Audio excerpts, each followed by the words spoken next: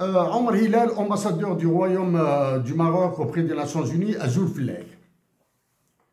Il y a de cela quelques jours, 3 semaines, 3 semaines environ, je vous ai averti sur une réaction éventuelle de votre part ou de la part du ministre des Affaires étrangères du Maroc. J'ai parlé à plusieurs reprises du problème entre l'Algérie et le Maroc qui porte sur le Sahara occidental, sur les réfugiés sahraouis en Algérie. J'ai proposé des solutions et ces derniers jours, vous êtes revenus non pas en termes diplomatiques, mais en termes d'insultes de mon pays, de ma patrie, l'Algérie. Je fais la différence entre l'État algérien et ma patrie, l'Algérie. Vous avez insulté la patrie Algérie, vous avez insulté la nation algérienne. Avant d'aller vers... je vous fais écouter ce que j'ai dit pour être très précis. Le roi du Maroc, à qui je me suis adressé, et si par malheur, le représentant de l'ambassadeur du Maroc à l'ONU, ou bien si son ministre des Affaires étrangères critique mes mots, ou bien réagit à ce que je dis, je vais aller encore plus loin. Donc, l'ambassadeur du Maroc à l'ONU, l'ambassadeur d'Algérie, non, je ne parle pas là, hein, c'est l'ambassadeur d'une dictature. C'est l'ambassadeur de n'importe quoi algérien à l'ONU. Donc, à l'ambassadeur du Maroc à l'ONU, à son ministre des Affaires étrangères, vous qui avez, monsieur, vous avez le mot facile, hein, vous avez un sens de la répartie. Hein, vous avez. Je me sens plus frère avec les Marocaines et les Marocains que vous avec les Marocains et les Marocains. Donc, voici les termes exacts de ma réaction, du moins de mon avertissement à vous, ambassadeur du Maroc à l'ONU. Vous avez eu ces mots insultants. Les voici. C'est les liens d'allégeance qui ont toujours lié le Sahara avec les différentes monarchies du royaume depuis 12 siècles, qui a fait que le Maroc a occupé la scène diplomatique avant la naissance de l'Algérie. Des siècles, des années-lumière avant la naissance de l'Algérie. Vous avez utilisé le terme des siècles, des années-lumière avant l'existence de l'Algérie. Pour défendre l'existence du Maroc, vous avez utilisé les mots des siècles, des années-lumière avant l'existence de l'Algérie. On sait. Soit. Est-il possible, du moins, est-il naturel de ma part de vous dire que la première décision que devrait prendre le roi du Maroc à votre rencontre, c'est de vous rappeler. Vous devez cesser d'être l'ambassadeur du Royaume du Maroc auprès des Nations Unies, autant que l'ambassadeur de l'Algérie auprès des Nations Unies.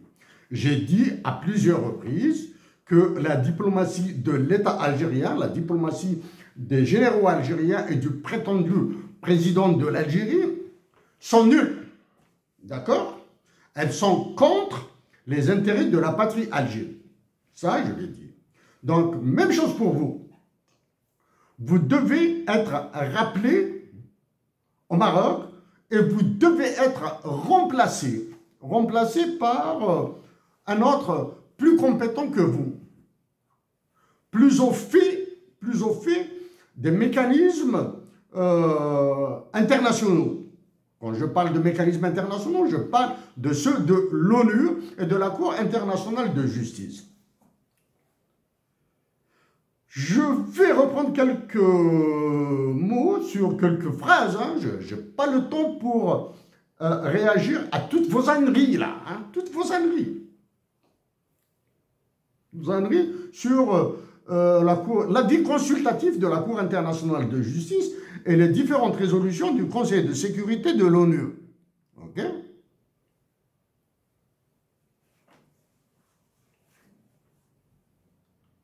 Dans vos discours, dans pas mal de vos interventions, sans aucune honte, vous avez utilisé le vocable terroriste et terrorisme à l'ONU, au siège de l'ONU. Vous devez savoir que ce mot est banni du droit international parce qu'il n'a pas de définition légale, il n'a pas de définition juridique. Ok? Vous avez dit, je reviens maintenant à l'insulte. L'insulte qui m'a pas écœuré, hein. Vu votre niveau, vous pourrez aller encore dans plus bas que ça, hein. L'État algérien n'a pas sur l'inexistence de l'État algérien. Dieu merci. Actuellement, il existe un État algérien. Donc, l'inexistence de l'État algérien avant 1962 est une preuve de la non-nécessité de la condition d'existence. L'existence d'un État n'est pas une condition nécessaire ni suffisante pour qu'un peuple arrache son indépendance. Okay? Pour qu'un peuple se libère. Pour qu'il le fasse, suffit de 3 volontés. L'existence de révolutionnaires,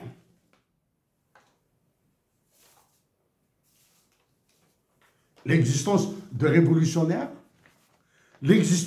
d'un esprit d'émancipation et de liberté, et une volonté des maquisards. Omar Hilal, donc, la révolution algérienne a démontré que même sans État, un peuple peut se libérer. Pour cela, il faut une conscience d'appartenance à une terre et de propriété de cette terre. 2, un esprit de liberté et d'émancipation. Et 3, une volonté d'indépendance. La conscience d'appartenance et de propriété est l'œuvre de révolutionnaires. L'esprit de liberté est un sentiment immanent à tous les peuples qu'il faut réveiller. Et la volonté d'indépendance est une dynamique qu'il faut lancer. Le 8 mai 1945 est la date de naissance de cette volonté. Omar Hilal, je vous mets au défi de citer un pays sur toute la planète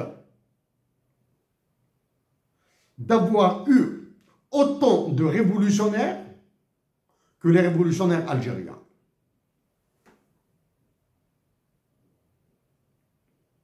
Omar Hilal, sans aucune honte, vous avez utilisé le mot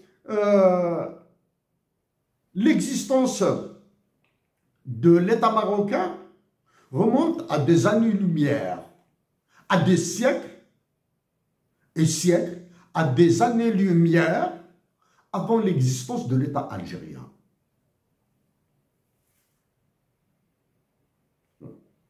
Savez-vous au moins ce que signifie une année-lumière? Une année-lumière, et puisque vous avez utilisé le pluriel des années-lumière, donc dans ces années-lumière, vos années-lumière à vous, il doit y avoir des années bissextiles et non bissextiles, des années à 365 jours et des années à 366 jours, un quart. Okay? Donc pour trouver cette distance qui sépare l'existence de l'État marocain de l'existence de l'État algérien, il faut prendre toutes les années bissextiles Ensuite, prendre toutes les années non bissextiles, les multiplier par 366 ou 365 jours, multiplié par 24 heures, multiplié par 60 minutes, multiplié par 60 secondes. Ensuite, vous allez multiplier tout ça, ce nombre de secondes, par 300 000 km à la seconde pour trouver la distance. Sachant que la vitesse de la lumière est considérée comme étant approximativement égale à 300 000 km à la seconde. Donc, vous allez trouver une distance géométrique, une distance métrique entre l'existence des deux états. Okay?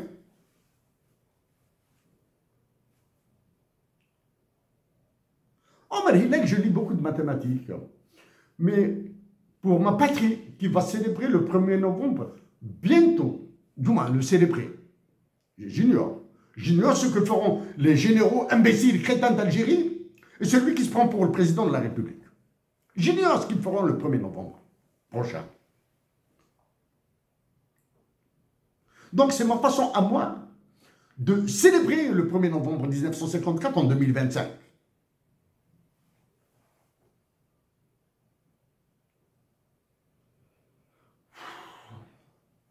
C'est tellement écœurant, les mots que vous avez utilisés, votre nullité est tellement écœurante que je suis gêné par ma réaction. Okay? Je vous montre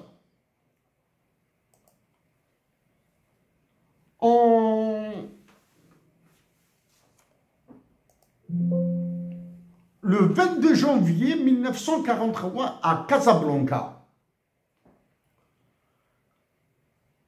Franklin Delano Roosevelt, président des États-Unis d'Amérique à l'époque, avait dit « Why does Morocco, inhabited by Moroccans, belong to France?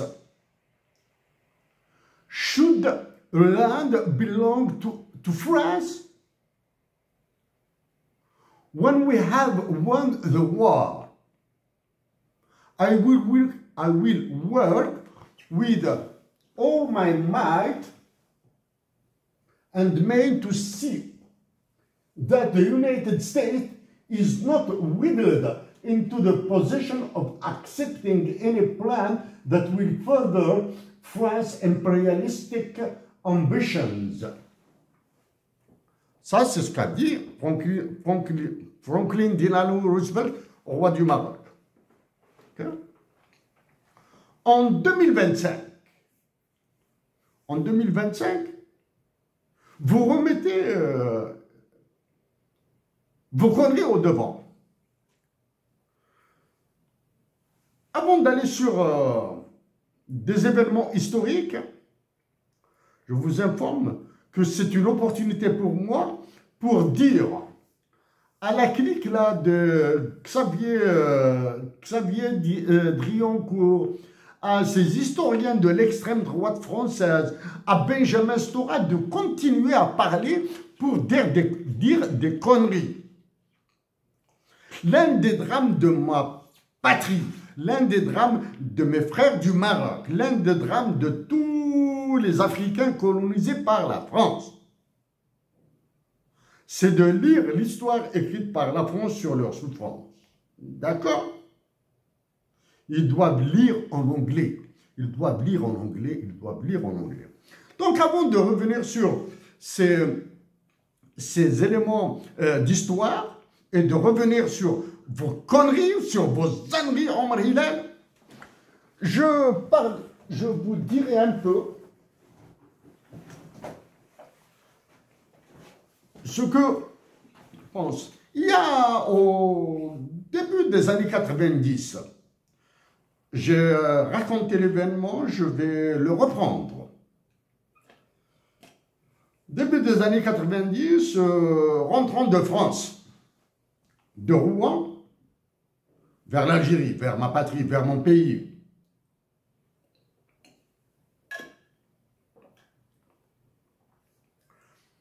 Avec un ami, nous sommes passés par l'Espagne, le Maroc et l'Algérie pour rallier l'Algérie. Nous avons débarqué de El Geziras, nous avons débarqué à Tanger. Très bien. Procédure douanière liquidée vite fait, bien fait. Dis bien, hein. Procédure douanière liquidée vite fait, bien fait. Comme problème, pas rapidement. J'étais fatigué. Traverser toute la France et toute l'Espagne en voiture, c'est lourd. Et nous avons traversé la partie du Maroc pour rallier l'Algérie, la frontière du Maroc, pour rallier Oujda. Donc, le camarade Diouma, l'ami qui était avec moi, nous étions 4 personnes dans la voiture. L'ami qui était avec moi a profité du jour, de la lumière du jour, pour conduire. Et la nuit, c'était mon tour de conduire. Je ne conduisais que la nuit. En reprenant la conduite, j'étais un village qui doit s'appeler l'Araïch, quelque chose comme ça. Donc nous avons mangé un petit bout là-bas rapidement, etc. C'était la nuit commençait à tomber, donc je commençais à conduire. C'était un gros véhicule puissant. Donc je commençais à conduire, donc les plaques de signalisation, je suivais. Il n'y avait pas ces histoires de cartes de map là. Moi, ne m'intéresse pas, papier ne m'intéresse pas, donc je suivais les plaques, etc. Je me suis retrouvé, la nuit, c'était la nuit, je me suis trompé à un carrefour, etc. Je me suis gouré de carrefour, je me suis retrouvé à Fès ou à Meknès. Fès ou Meknès, je ne me souviens pas très bien. Là. Des douleurs atroces au dos de conduite, hein, à cause de la conduite. Je dois vous dire aussi que je roulais assez vite, donc les nerfs étaient bien serrés là. Il fallait faire attention aux accidents, aux pieds, etc. Du moins, pour éviter les accidents. Donc, à Fès ou à Meknès, c'était 3 heures, peut-être 3 heures du matin. Il faisait encore noir. 3 heures du matin, il fallait que nous reposions un petit peu. Dormir dans la voiture, c'était pas possible, là, que tout était crispé, là, hein. Je suis complètement courbaturé. J'ai pris un sac de couchage, je l'ai mis sur le trottoir. Et j'ai dormi minimum 2h30 de temps. Okay. Donc, café rapidement, etc. Il fallait revenir rallier Oujda et ensuite Mrandia. Donc, c'est le jour, l'ami conduisait très bien, etc. Ce dont je me souviens maintenant. Je me suis senti en Algérie. Je me suis senti en Algérie. Okay? Je me suis senti en Kabylie. Moi, je fais partie de ces personnes qui croient que tout le corps humain a une forme de cœur, a une forme de cerveau. Dans tout le corps humain, il y a des cœurs et des cerveaux en miniature qui réagissent, qui demandent peut-être au cerveau central et au cœur central, là, de faire des choses ou de nous faire dire des choses. Je fais partie de ces personnes qui se posent des questions sur la consistance de la pensée, sur si la pensée en étant la matérialité du sentiment. Consistance, est-ce que la pensée et le sentiment ont la même consistance que la lumière, justement? Vous qui avez parlé d'année-lumière. Donc, au Maroc, j'étais bien. J'avais l'impression de circuler en Algérie. Que ce soit par le peu de Marocains à qui j'ai parlé, nous étions sur la route, par la jovialité, la courtoisie, la gentillesse de ceux qui nous ont offert à manger, etc. Donc nous sommes arrivés à Oujda. À Oujda, Avions-nous payé pour passer rapidement la frontière? Je vous laisse le soin de répondre. Donc, nous avons terminé les procédures douanières à Oujda. À Oujda, nous avons pris des cafés aussi. Les cafés de Oujda, dans les cafés de Oujda, du moins, dans le café de Oujda, il y avait pas mal de compatriotes algériens. C'est beau, là, hein? C'est beau. Donc, on passe à Mrenia, même chose. Avions-nous payé pour passer rapidement? J'ignore. Ce qui est certain, c'est que nous avons passé une bonne partie de la journée à Oujda et Mrenia, aux douanes. Donc, à la tombée de la nuit, il fallait que je conduise. Donc, j'ai commencé à reconduire la voiture, là, le gros véhicule. Là. Il était bien gonflé, ce véhicule, à l'époque. Je roulais, je dois avouer que je roulais assez rapidement. Assez rapidement, c'est-à-dire à toutes les occasions qui me permettaient d'aller au-delà de 120, 130 km/h, je les saisissais, il fallait rentrer vite. Hein, j'étais fatigué. Ouais. J'ai failli massacrer un barrage de gendarmes ou militaires algériens. Je ne me souviens pas la tenue, là, il faisait nuit. Un barrage de militaires de l'armée nationale populaire ou de gendarmes algériens parce qu'ils avaient dressé leur barrage à la sortie d'un virage et moi, dès que j'avais quitté ce virage, j'ai foncé à 135 km/h.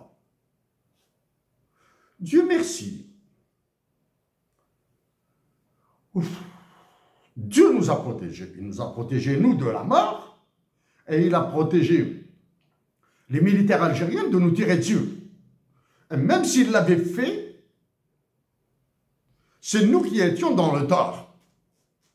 Venir à 10h30, 11h du soir environ, là, rentrer sur débouler sur un barrage à 130 km/h, c'était en 90-91. Donc voici un événement du Maroc. Malgré ça, hein, je garde une image fabuleuse du Maroc. Ça, c'est d'un côté. D'un autre côté,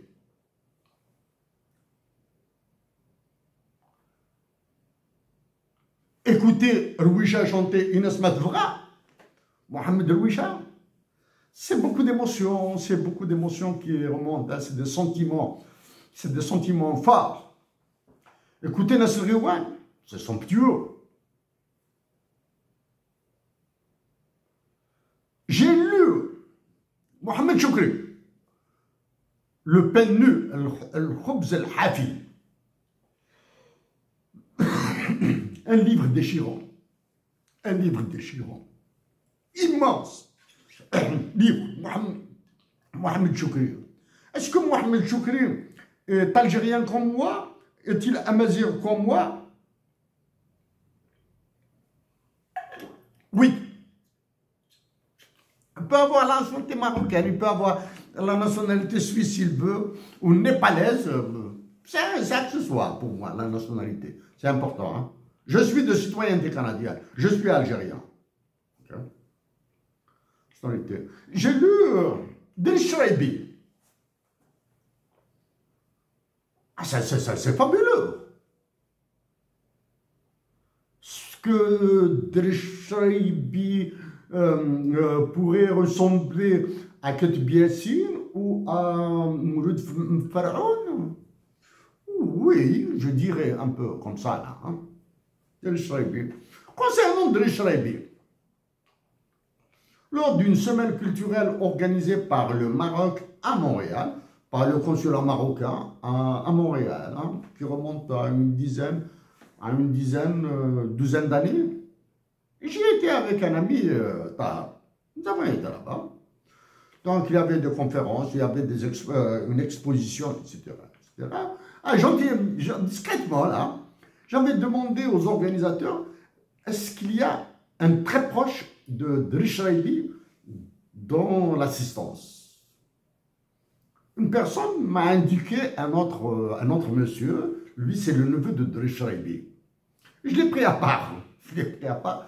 Je lui ai dit, cher monsieur, à l'époque il s'est présenté bien sûr.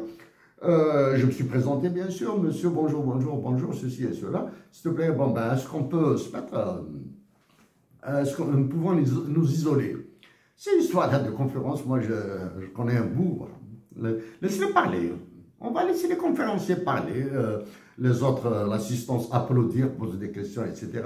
Moi j'ai des questions, d'autres questions à te poser. Il a souri, un monsieur extrêmement sympathique. Je ne me souviens pas de son nom, ça remonte à très longtemps. Je lui ai posé des questions sur la vie amoureuse de Driss Raibi.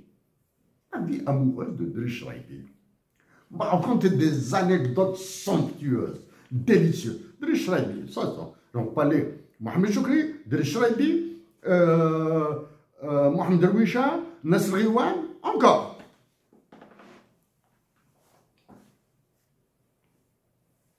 Un homme de théâtre algérien, dramaturge, qui s'appelle Mouhia, a reçu un prix de la part d'homme de culture marocain. C'est un ami à moi qui l'a ramené du Maroc pour le remettre à la famille de Mouhia en Algérie. Cet ami s'appelle Ablaté Bounat. C'est à travers ça que nous devons lier le Maroc et l'Algérie. C'est à travers ça que nous devons lier la nation algérienne et la nation marocaine. Voilà. Donc voici mon Maroc à moi. Driss Amr Hilal.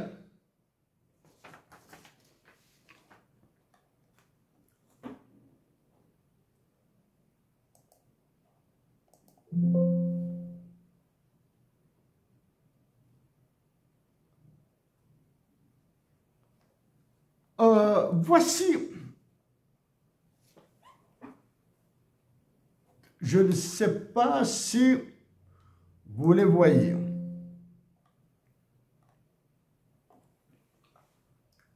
Le 25 novembre 1955, la résolution du Conseil de sécurité de l'ONU, dans son article 909, a liquidé la question algérienne en moins de 30 secondes. Je lis.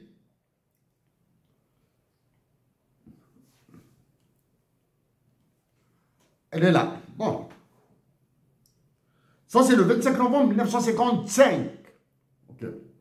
Le 15 février 1957, dans la 654e séance plénière, la question algérienne est devenue un problème sérieux, okay, qui devait être réglé pacifiquement à travers la Charte des Nations Unies. Le 19 décembre 1960, dans la résolution 1573, il a été question d'hostilité entre l'Algérie et la France et le droit à l'autodétermination du peuple algérien. Okay? Ça, c'est pour vous dire que les résolutions de l'ONU évoluent, sont élastiques. Elles sont, je dis bien, elles sont élastiques. Hein. Tout dépend des rapports de force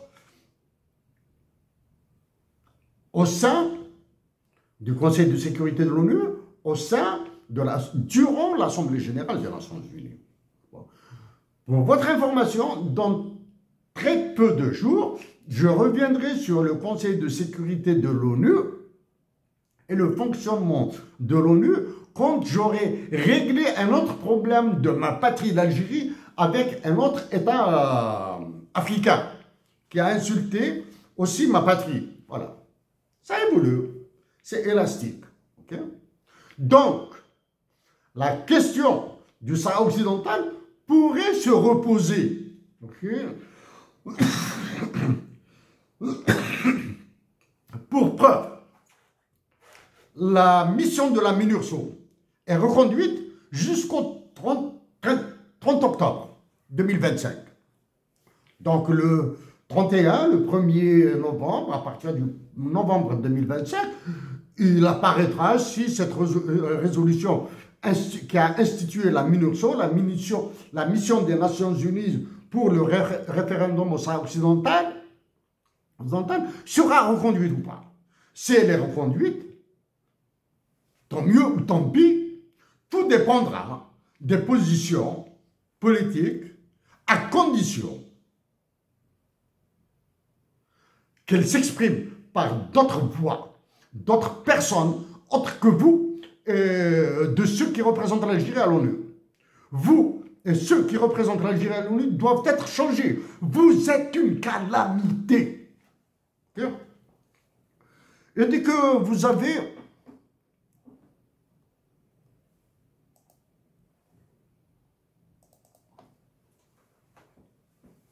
voici ce que vous avez dit maintenant. Ceux qui instrumentalisent la souffrance de nos frères et sœurs des camps de Tindouf, nous leur répondons par un appel sincère à mettre fin à leur exil et à permettre la réunion de leurs familles, leur retour à la mère patrie dans la dignité et leur participation active à l'essor du Sahara marocain.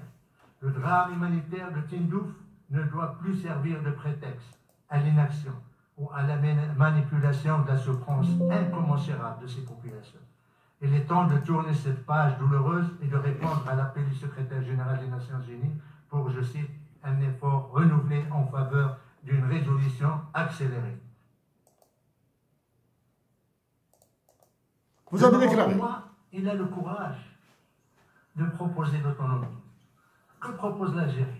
L'Algérie propose la poursuite de ce différend, de ce conflit, pour une autre cinquantaine d'années à venir.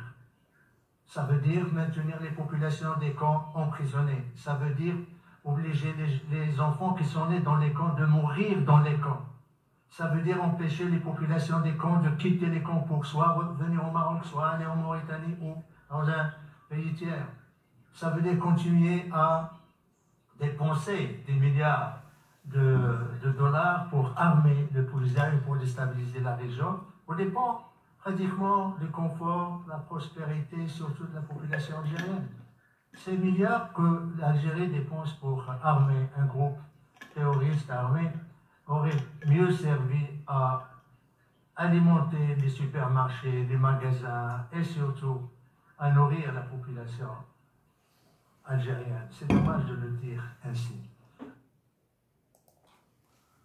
Est-ce que vous réalisez la série de conneries que vous avez alignées au Conseil de sécurité de l'ONU qui se trouve à New York? Il ne se trouve pas à Marrakech, il ne se trouve pas à Rabat, ou à Taz, ou à Meknès, ou à Dakhla, ou à Laayoune, ou à Alger, ou à Béjaïa, ou à Adrar, ou bien à Tamanrasset. Ils se trouvent à New York. Ce que vous réalisez, la série de conneries que vous avez dites en tant que diplomate. C'est pour cette raison que vous devez être changé là. Des Marocains se sont soulevés après un printemps marocain qui a donné les résultats catastrophiques actuels. Après un printemps algérien qui a donné vraiment... Mais c'est plus que le Maroc là. Non, le mouvement, le printemps arabe qui s'appelle le Hirak là, il a ravagé l'Algérie. La preuve. On a des écervelés à l'état-major de l'armée.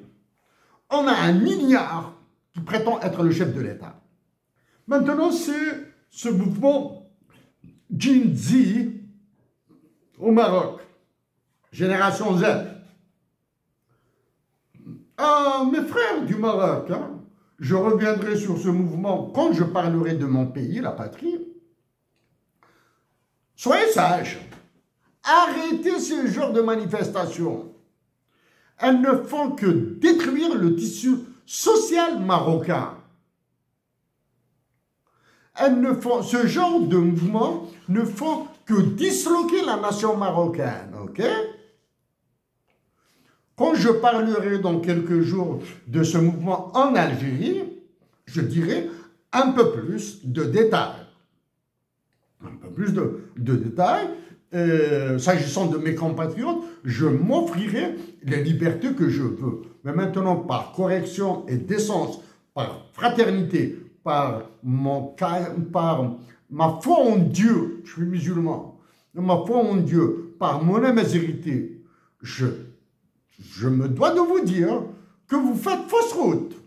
Parce que les problèmes du Maroc, les problèmes que vous avez soulevés sont insolubles. Ils sont insolubles. Parce que le FMI et la Banque mondiale étranglent le Maroc. Le FMI et la Banque mondiale font pire en Algérie. Ok? Je passe ça. Amr Hilal, ce que vous avez réalisé ça. Maintenant, parmi... donc, je profite, je reviens. Ça, c'est l'inexistence de l'État algérien.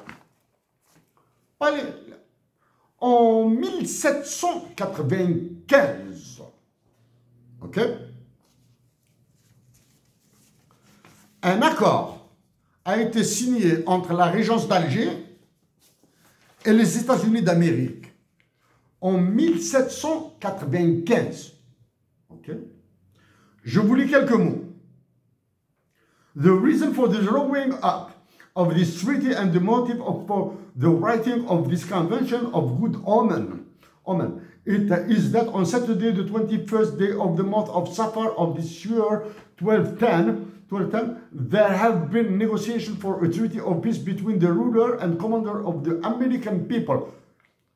Between the ruler and commander of the American people living in the island called America, among the ice of the ocean, and the frontier post of the Holy War, the garrison of Algiers. Donc, en 1795, un traité a été signé entre les États-Unis d'Amérique et le Pacha, là, le Dey d'Alger, la régence d'Alger. Vraiment. Okay. Deux éléments. Donc, ça c'est, je profite de l'occasion pour le dire, à Benjamin Storax, Xavier Dréoncourt, à tous ces historiens à deux balles de l'extrême droite française qui disent que l'Algérie a été créée par la France. Non. Le mot Algiers existe en 1795. A existé au moins depuis 1795. Donc, le faire glisser vers Algérie et vers Al-Jazair, simple, très simple. Donc, collez ça. Ça, il y a un historien du nom de Bernard Logan. Taisez-vous, Bernard Logan, votre gueule là, merde. À l'époque, donc, une terre d'Algérie existait. Il n'y a pas des années-lumière, des siècles, des années-lumière de cela. Il y avait une terre, il y avait un peuple. Okay? Les Turcs en Algérie, est-ce qu'ils ont occupé toute l'Algérie? Non. Ils ont occupé l'Est, le centre, Constantine, Alger, l'Ouest, dans l'Oranie. La présence des Turcs en Kabylie est presque nulle. Okay? La présence des Turcs en Kabylie est presque nulle. Que dire de la présence turque dans les Mouzabites, chez les Mouzabites, dans le Titri, à Adrar, dans le Hogar? Que dire de la présence turque? Okay? Dans ce traité de 1795 signé entre le Dey d'Alger et the ruler of the United States, qu'est-ce qu'il y a? Hassan Pasha, may God grant to him what he wishes. Hassan Pasha, que Dieu lui offre ce qu'il souhaite. C'est à peu près les mots que vous utilisez quand vous parlez de Sa Majesté le roi Mohammed VI. Hassan Pasha, may God grant to him what he wishes, and in the presence of all the members of the Diwan, of the chiefs of the victorious garrison and of the victorious soldier, the peace treaty is concluded together with the contractual promise to give annually to the garrison of Algiers 12,000 gold pieces Anchorage, etc. Chaque année, les États-Unis d'Amérique, qui à l'époque étaient considérés comme une île du Pacifique, c'est une île, en 1795, devaient payer à la régence d'Alger, à la garnison d'Alger, 12 000 pièces d'or.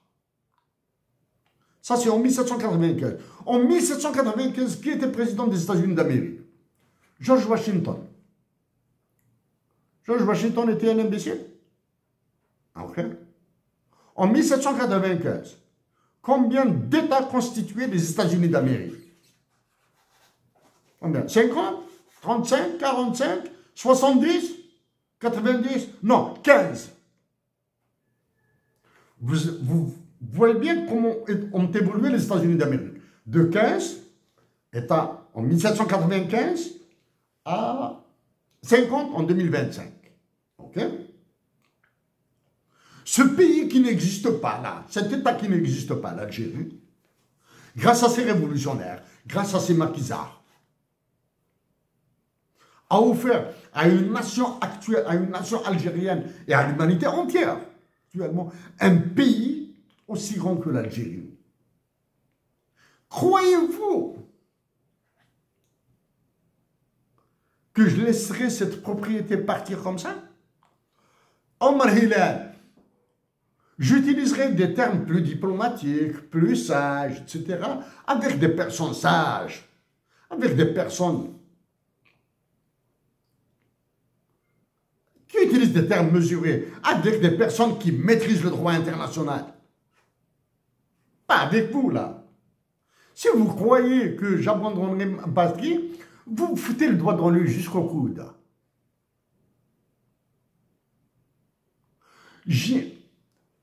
Parmi les révolutionnaires algériens, je lis Hosni Ahmed, c'est lui qui a écrit des livres. Pour les autres, j'en ai lu quelques textes comme ça. Mais Abban Ramdan, l'un des leaders de la révolution algérienne, a été assassiné au Maroc. Par des Algériens, bien sûr. En parlant.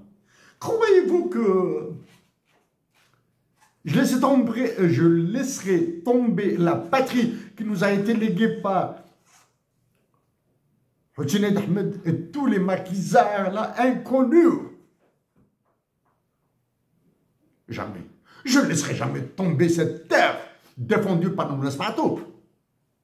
Lounès Matoub, artiste algérien, révolutionnaire algérien. Qu'est-ce que c'est que ça, artiste, non? Révolutionnaire algérien assassiné en 1987. Lounès Matoub fait une erreur. Il n'a pas chanté au Maroc, là.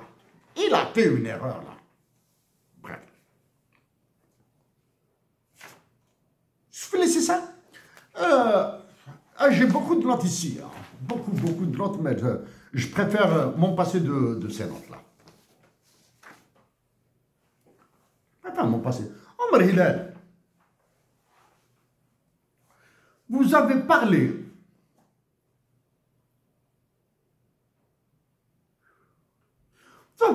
du retour des Sahraouis à la mère patrie. Avant de vous parler de mère patrie, là, de ce point-là, je préfère vous rappeler. Arrêtez de faire étalage de l'avis consultatif de la Cour internationale de justice concernant le Sahara occidental. Arrêtez.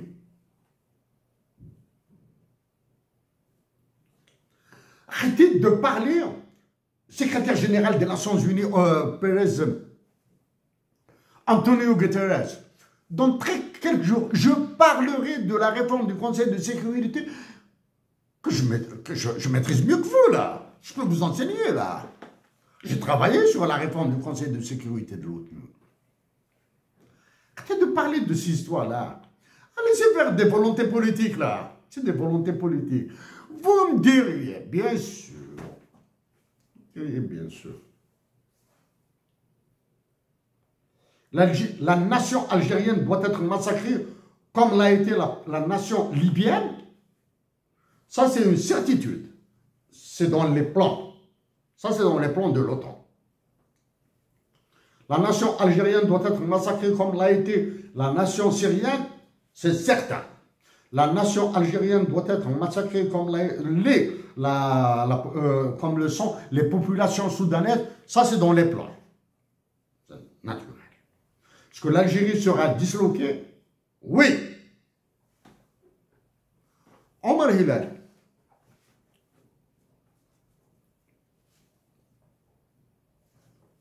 Vous avez décidé d'accorder des droits d'accès à l'océan Atlantique à certains pays.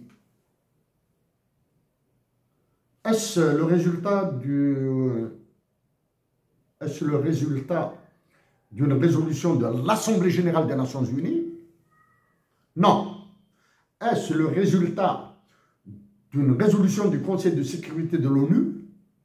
Non. Est-ce que c'est le résultat de certains amendements qui doivent être apportés au traité sur les mers des Nations unies? Oui. Mais qui a fait cette proposition? J'ignore.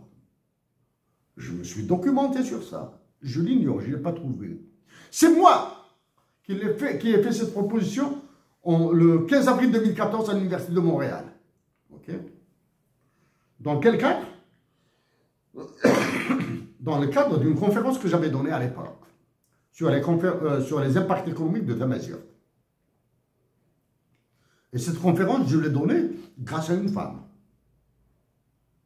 qui m'a poussé dedans. Justement, en parlant de la majorité, Omar Hilal, c'est pas à vous, c'est juste comme ça, hein, c'est une façon de le dire. Ça, c'est une question à mes frères et sœurs du Maroc. Que pensez-vous d'un hymne national, d'un hymne régional en tamazight et en arabe? Pour la Tunisie, pour la Libye, la Tunisie, l'Algérie, le Maroc et le Sahara occidental. En tamazight et en arabe. Un hymne régional. Nous allons innover. L'Afrique du Nord va innover. Que pensez-vous de ça? Le Maroc a connu un événement majeur, planétaire. La création de l'ONC en 1995, le 1er janvier 1995, suite à la réunion de Marrakech de 1994. Sur la création de l'OMC, vous pouvez jeter un coup d'œil sur la présentation que j'ai faite à Montréal. Okay? C'est un événement planétaire. Création de l'Organisation mondiale du commerce à Marrakech. Bon, il y a la formalisation, c'est aux États-Unis. Croyez-vous que le Marrakech et le Maroc a été choisi parce que question d'envergure économique? Non. C'est une question c'est pour éviter les manifestations. Pourquoi? Parce que les réunions de Seattle et d'Italie concernant la création de l'OMC, les Américains et les Européens se sont soulevés. Mais donc, pour éviter, en Italie, c'est jeune, pour éviter des soulèvements, lors des réunions du sommet de l'OMC, ils ont choisi le Qatar, Doha et Marrakech au Maroc. Ça, c'est pour éviter les manifestations. Donc, le Maroc, c'est un événement planétaire. Mais en 2025, regardez ce qui se passe avec l'OMC. Okay? Omar Hilal. Voici ce qu'a écrit un historien américain, Alistair Horn, concernant la guerre d'Algérie. Hein. A Savage War of Peace, Algeria 1954-1962. In 1830,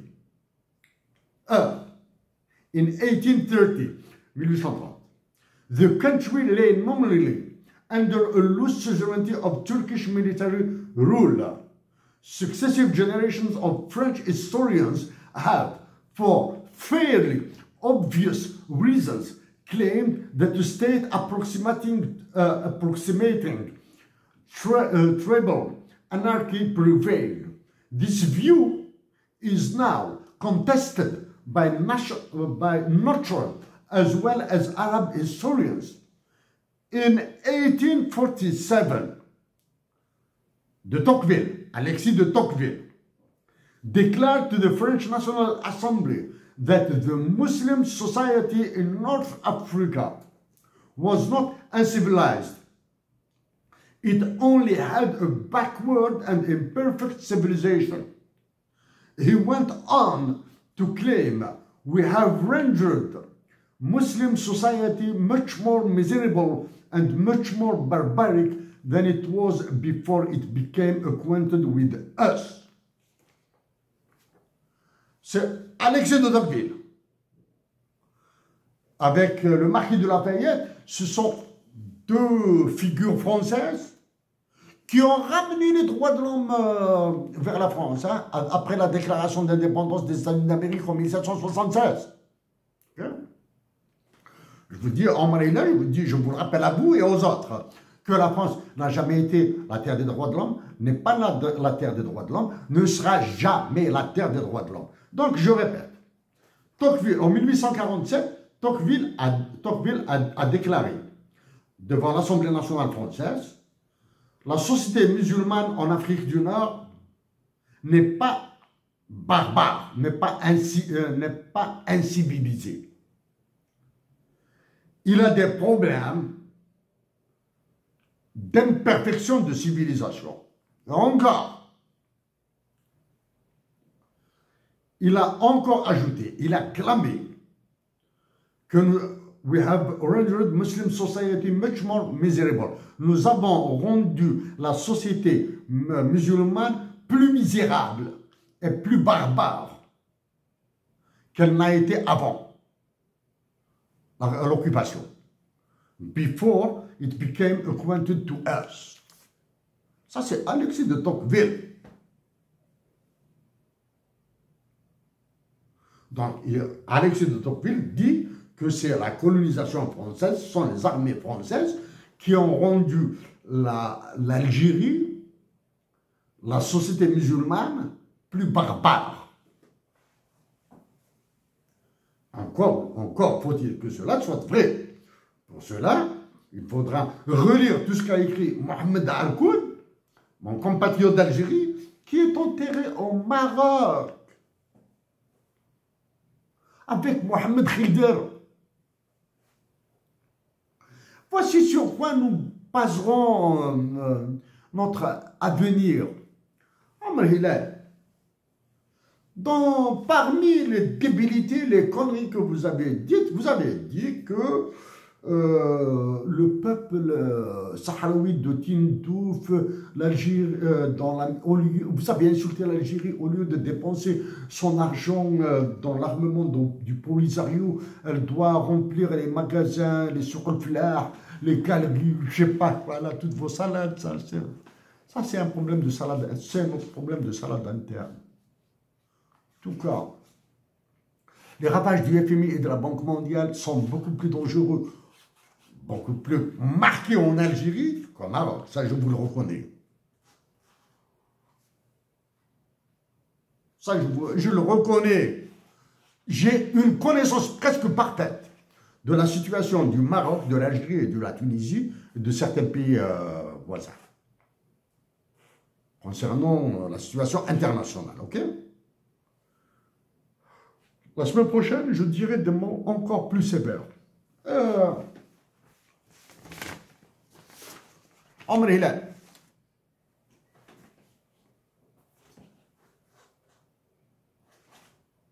Le Maroc et l'Algérie, du moins l'Algérie, ceux qui prétendent diriger l'Algérie, là, ils sont nuls.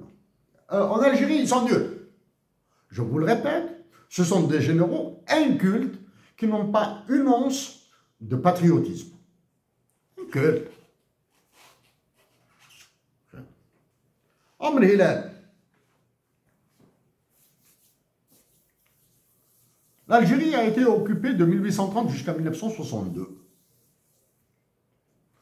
Le Maroc a été un protectorat qui a eu qui a eu son indépendance en 1956. Okay.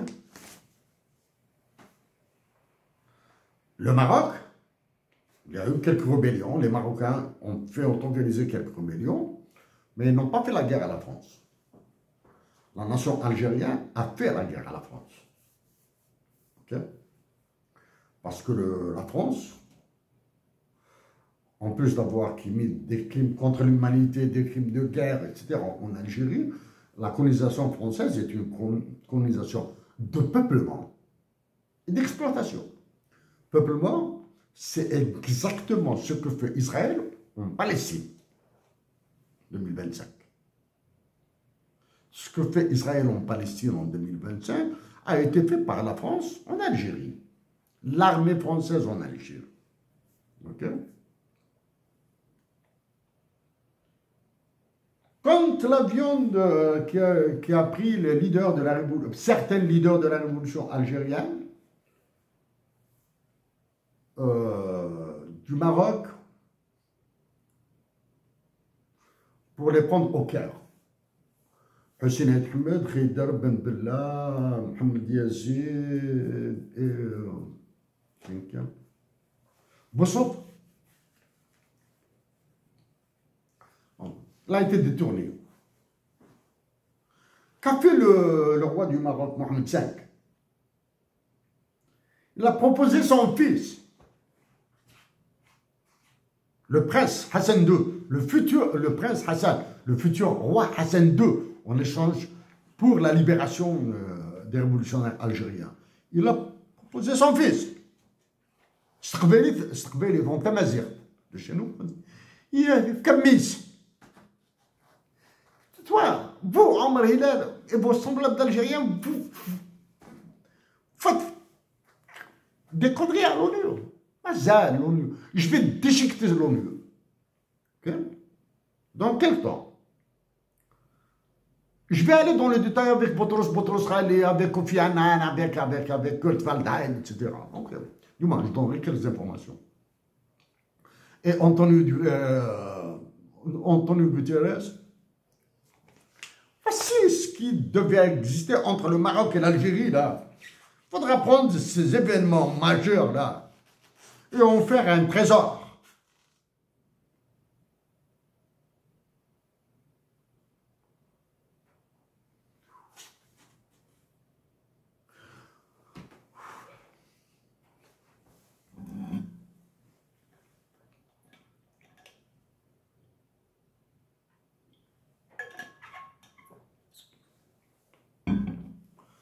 En plus de ce qu'a dit Franklin Delano Roosevelt en 1943 à Casablanca, en plus du comportement de Charles de Gaulle en Algérie, le général Charles de Gaulle, il a ravagé toute l'Afrique. Il y a actuellement, en 2025, il y a votre roi, le roi Emmanuel Macron. Je voulais être modéré dans mes mots. Je veux être modéré dans mes mots. Ce n'est pas possible. Je dois les dire comme ça. Emmanuel Macron se joue de la France. Vous avez la preuve. Il dissout l'Assemblée, il nomme des premiers ministres, des premiers ministres démissionnent, des gouvernements sortent, il remet un autre, etc., etc. Tellement. Il est mégalomane et intelligent. Son intelligence dépasse toutes ces conneries-là, des Mélenchon and coup. Dépasse son intelligence. Emmanuel Macron, je l'ai dit depuis 2017-2018, au moins 2019, il ira vers un troisième mandat. D'accord? Je le répète maintenant. Il a réussi à lancer l'américanisation de la France. Il l'a lancé, ça y est. On dit qu'il est pris par les milliardaires, etc. Non. Un mégalomane comme Emmanuel Macron et une personne aussi intelligente qu'Emmanuel Macron n'est jamais sous le contrôle de milliardaires. C'est lui qui le contrôle. Ils peuvent lui créer oui, des nuisances. Il a une petite nuisance assez sérieuse, celle-ci. Cette histoire de sa vie privée aux États-Unis d'Amérique, ça, c'est une grosse petite de la part d'Emmanuel Macron. Là. Il aurait dû supporter, c'est pas grave. Il a supporté plus que ça. Bref. Omar Hilal. Vous comptez sur Emmanuel Macron? Emmanuel Macron est en train de changer. Il considère certains chefs d'État africains comme des bébés à qui il change des couches. Omar Hilal, je vous le répète. Emmanuel Macron considère certains chefs d'État africains comme des bébés à qui il change des couches. Ok? Chaque fois qu'ils font leurs besoins, ils leur disent, n'aie pas peur, je vais demander à une boniche de vous changer, à une nounou, je ne sais pas quoi, là, de vous changer vos couches. Ce que les peuples d'Algérie et du Maroc et de Tunisie, du Mali et autres pays, je reviendrai dessus, accepteront encore plus longtemps cette situation, je ne pense. J'ai peur que oui, parce que ce sont des dictatures militaires. Okay? Est-ce que la nation algérienne acceptera cet état de fait? Je ne le pense pas. Omar Hilal,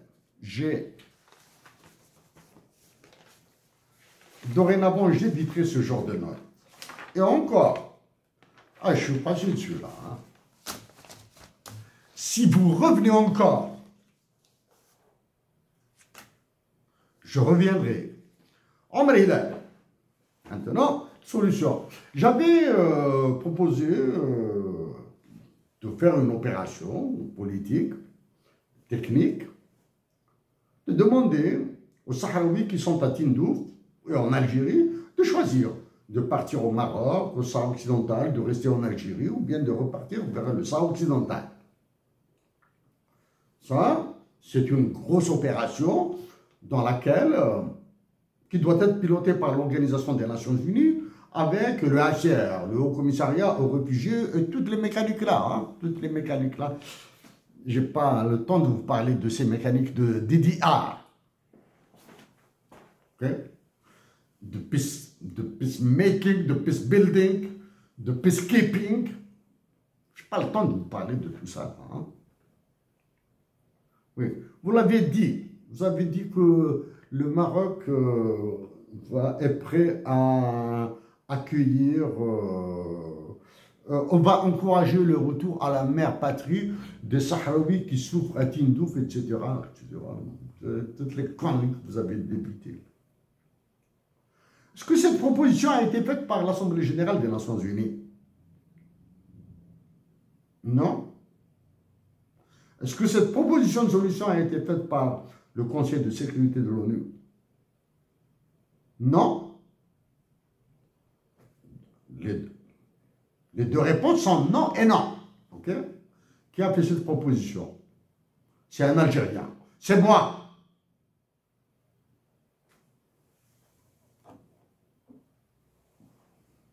Merci à vous tous.